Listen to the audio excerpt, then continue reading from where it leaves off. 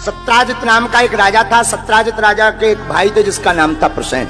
राजा सत्राजित के पास में एक मणि थी जो सोना प्रतिदिन देती थी 8 बार। तो भगवान ने एक बार खबर भेजी कि ये मणि हमें दो, क्योंकि तुम इसका सदुपयोग नहीं कर पा रहे, तो हम इसका सदुपयोग करेंगे। और राजा ने वो मणि नहीं दी, मना कर दिया।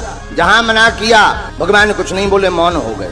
लेकिन एक दिन सत्राजित का भाई प्रसेन उसी मणि को अपने गले में धारण करके वन को गया शिकार खेलने। और शिकार खेलने जैसे ही गया उसका सामना सिंह से हो गया और युद्ध हुआ दोनों में। तो सिंह ने सत्राजित के भाई प्रसेन का वध कर दिया और मारा गया। जब वह मणि जो चमचमाती हुई गले में पड़ी थी, उस सिंह ने चमचमाती हुई मणि को अपने पंजों में फंसा कर रखा। आगे बढ़े तो एक जामवंत जी रीछ का सामना उस सिंह से हुआ। आपस में दोनों में युद्ध हुआ तो सिंह मारा गया। उस चमचमाती हुई वस्तु को देखकर वह जामवंत जी रीछ वस्तु को अपनी गुफा में लाए। गुफा में लाकर अपनी पुत्री जिनका नाम जाम्बवती था उनको दे दी। जब दी वह चमचमाती हुई मणि देखकर कोई वस्तु देखकर खेलने लगी।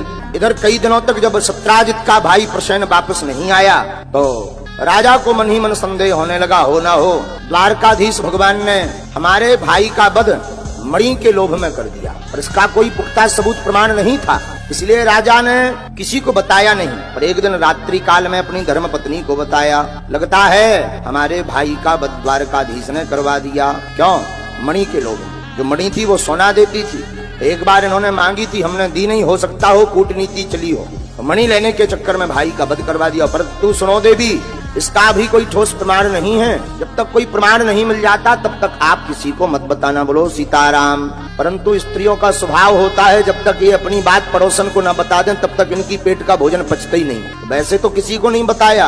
और दासी ने कहा कि आपका मुंह क्यों लटका है, हम मत पूछो। अरे नहीं बताओ बताओ क्या कारण है मुंह लटकने का। मैंने बताना तो नहीं था, परंतु दासी के विशेष आग्रह पर दासी को बता दिया कि हमारे जो महाराज है इनके भाई जो प्रसेन थे, लगता है इनका वध द्वारकाधीश ने करवा दिया। पर सुन दासी, तो किसी को मत बताना। क्यों? क्योंकि अभी तक जो है कोई ठोस सबूत नहीं मिला है, इसलिए तुम ये बात किसी को मत बताना। वह दासी ने बात सामने सामने तो हाँ कह दिया, पर उसने भी किसी को बता दिया। उसने अपनी सहेली को बताया। सनई सनई वह बात संपूर्ण राज्य में घूम गई कि भगवान द्वारकाधीश ने सत्राजित नाम के राजा का भाई का वध करवा दिया। मणि के हरण का भगवान पर आरोप लग गया। भगवान को बड़ा दुख हुआ। तो भगवान ने उस बात को सबके सामने लाने के लिए भगवान आरूढ़ भये और प्रसेन का खबर ली कि कहाँ गया था। बोले शिकार खेलने। तो बन गए भगवान। बन गए तो वन में एक जगह भगवान ने देखा प्रसेन का शरीर मरा हुआ पड़ा है। और उन्हीं पद चिन्हों पर ढूंढते ढूंढते भगवान जामवंत जी की गुफा में पहुंच गए। वहां देखा कि जामवंत जी तो है नहीं, पर जामवंत जी की बेटी जाम्बवती है। जाम्बवती को मणि के साथ खेलते हुए भगवान देख ही रहे थे कि तब तक जो है जाम्बवती के पिता जामवंत जी गुफा में आ गए। और जैसे ही आए तो मारे क्रोध के जामवंत जी ने पूछा कौन हो और हमारी बिना आज्ञा के अंदर कैसे प्रवेश भये। और क्रोध में आकर जामवंत जी ने भगवान की छाती पर एक मुष्टिक का प्रहार किया। जहां मुष्टिक का प्रहार किया भगवान की छाती पर, सो भगवान को भी नहीं रहा गया। भगवान ने भी बदले में 2 मुक्का जड़ दिए। उन्होंने एक, भगवान ने ब्याज सहित 2 मसक दिए। अब तो आपस में दोनों का द्वंद्व युद्ध होने लगा। और 1-2 दिन नहीं, 28 दिन तक भगवान का और जामवंत जी का युद्ध चला। जब भगवान ने मुक्का मार मार के जामवंत जी की नस नस ढीली कर दी, नट बोल्ट पूरे गायब कर दिए। एक मुक्का बड़ा बनाया, वो भगवान लगाने ही वाले थे। वो जामवंत जी समझ गए कि अगर पड़ा तो हमारा तो राम नाम सत्य हो जाना है। सोई हाथ जोड़कर खड़े हो गए, महाराज हम आपको पहचान गए। भगवान बोले कौन? अच्छा बताओ क्या पहचाने? बोले प्रभु आप ही हमारे राम जी हो। भगवान बोले ऐसा जानते कि तुम नस नस ढीली होने के बाद पहचान रहे तो पहले ही नस ढीली कर देते। विनोद भाव में भगवान ने कहा। जामवंत जी भी मुस्कुराने लगे, सरकार आपने तो खूब मार मार के हमारी नस नस ढीली कर दी। भगवान बोले वाह, अब आप ही युद्ध किए हो और आपको बता दें ये वही जामवंत जी हैं। तो भगवान राम जी की सेना में मंत्री बने हुए थे। ये वही जामवंत जी हैं जिन्होंने हनुमान जी को सलाह दी आप जाओ जानकी जी की खबर लेकर के आओ। पर भैया ठाकुर जी से लड़े क्यों? इसके पीछे एक रहस्य है। जब रावण का वध कर दिया राम जी ने, राम जी रावण का वध करके विराजमान भये। सारे बानर भालू यत्र तत्र आकर के भगवान के नजदीक सन्निकट आकर चरणों में बैठ गए। जामवंती जी भी, हनुमान जी भी, अंगद गदिमुख के हरि सब दौड़े दौड़े आए भगवान के पास बैठ गए। तो सब बानर आपस में अपना अपना बल बताते हुए बोले हमने इतने राक्षसों को मारा। कोई कहे हमने 1000 को मारा, कोई कहे हमने 100 को मारा, कोई कहे हमने 200 को मारा, अपनी अपनी गिनती बता रहे थे। हनुमान जी बोले हमने अनगिनत मारे, लेकिन सब बानरों की दृष्टि जामवंत जी के ऊपर गई। बोले भैया सबने तो भैया एक न एक राक्षस मारे, पर जिनको दिन बुढ़ापे को आगो इनने एक राक्षस ना मार पाए, इनके हाथों एक भी राक्षस नहीं मरे। जामवंत जी को बड़ा बुरा लगा, भगवान की तरफ देखकर बोले देखो सरकार, आपके रहते हुए हमारी हंसी हो रही है। भगवान बोले रुक जाओ, इसका जवाब हम अभी नहीं देंगे। फिर कब? बोले इसका जवाब हम देंगे द्वापर युग में, अभी नहीं, इन्हें कह लेने दो बूढ़ा, इन्हें भी बताएंगे कि बुढ़ापे में भी क्या दम होती है। और जब भगवान ने 27 दिन तक जामवंत जी से युद्ध किया, तब उन बानरों को जवाब दिया कि बुढ़ापे में भी इतनी दम है।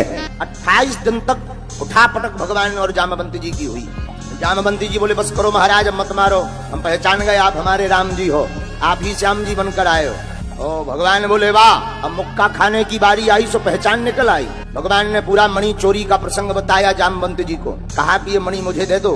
जामवंत जी बोले प्रभु ये मणि शेर से लड़कर हमने प्राप्त की है, सिंह से लड़कर, और हमने इसे अपनी बेटी को दान दे दिया।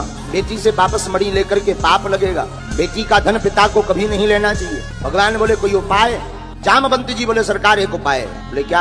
आप हमारी बेटी से विवाह कर लो, और बेटी से आप विवाह करोगे तो हम दहेज में आपको मणि सौंप देंगे, विवाह भी हो जाएगा, मणि भी आपको मिल जाएगी, और आपके ऊपर से कलंक भी मिट जाएगा। भगवान बोले ये बढ़िया उपाय। भगवान जामवती और मणि को लेकर के राजा के पास गए, सत्राजित के सामने कहा देखो तुमने हमारे ऊपर आरोप लगाया था कि मणि हमने ली है या हमने तुम्हारे भाई को मरवाया है, इसमें जो है हम पूरा प्रमाण साथ में लेकर के आए हैं। भगवान ने सब स्पष्ट बता दिया। बोले विश्वास नहीं है तो हम श्री देवी जी को भी साथ में लाए हैं प्रमाण पत्र। मणि को हमने नहीं लिया, तुम्हारा भाई सिंह से मारा गया, सिंह से लड़कर इस मणि को जो है जामवंत जी ने ली, और उन्होंने अपनी बेटी को दी, उनकी बेटी को हम लेकर आए। राजा बड़ा लज्जित हुआ। अब बोला सरकार हमारी लज्जा कैसे जाएगी? भगवान बोले तुम बताओ। तो सत्राजित नाम का राजा बोला सरकार और तो कोई उपाय नहीं है, अब तो आपसे हम नाता ही जोड़ सकते हैं। तो हमारी एक बेटी है जिसका नाम है सत्यभामा, आप उस बेटी से अपना विवाह कर लो, और दहेज में हमसे ये मणि भी ले लो, ताकि हमारी लज्जा दूर हो जाए, वरना हम आपको मुंह दिखाने लायक नहीं है। भगवान बोले जब ऐसी कोई बात है तो तुम मुंह दिखाने लायक बने रहो, एक विवाह तो हो ही चुका है, दूसरी देवी जी और आने दो। 1 2 3 4 5 6 7 भावर पड़ी, भगवान का दूसरा विवाह संपन्न हो गया।